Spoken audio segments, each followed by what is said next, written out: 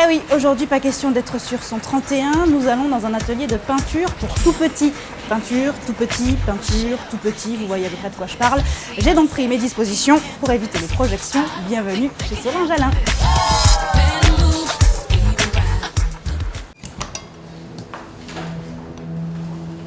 Du calme, de la sérénité, du propre, toutes mes craintes volent en éclats. Chez Solange, on utilise l'art comme un exutoire, mais pas au point d'en faire des batailles de peinture. Je travaille sur les émotions et je suis convaincue que l'œuvre ne peut émerger que dans le silence.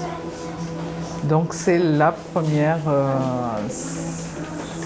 condition du travail. Et puis je travaille avec des musiques de relaxation, tu l'as vu. Et ça, c'est pour permettre aux gens, parce que c'est vrai pour les adultes aussi, permettre aux gens simplement de se centrer sur eux-mêmes. Et là, en principe, l'œuvre apparaît. L'œuvre du jour, c'est lui, le chat. Pas encore baptisé, mais déjà adopté, il est même devenu une source d'inspiration. Comme Solange, j'ai adopté un nouveau chat, ça me donne envie de dessiner un chat. J'aime bien les chats. Je l'ai appelé Cannelle. Je suis pas très habituée à faire des chats. Je les trouve mignons et trop jeux et trop beaux. Je les adore. Plus que les chats, Améziane aime les dinosaures. Ici, sa passion s'exprime en art plastique.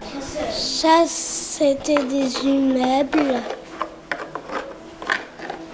Ça, c'est une statue grenouille. Ça, c'est une statue de lettre. Le J, ça, c'est un grand dinosaure. Et en musique. Comme lui, chaque enfant apprend à se réaliser au contact de la peinture. Ici, j'apprends le dessin.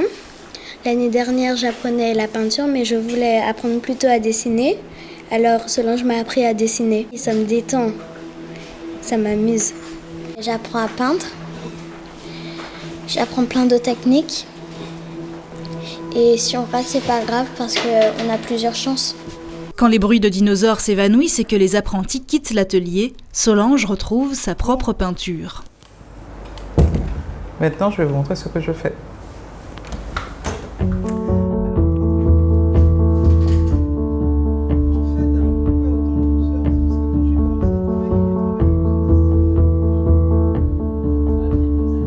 Aérienne, légère, colorée, l'étoile de Solange nous emmène vers d'autres galaxies.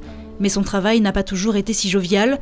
Dans une autre vie, elle était dans le milieu psychosocial, un univers de souffrance qui transpire dans ses premières toiles. J'ai voulu transcrire cette souffrance morale, plus morale que matérielle, que j'ai rencontrée.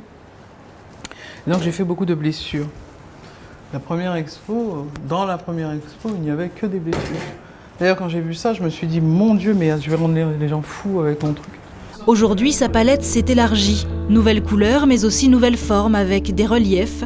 Ses travaux, ce sont ceux qu'elle présentera à la Biennale du marché d'art contemporain du Marin, dès demain.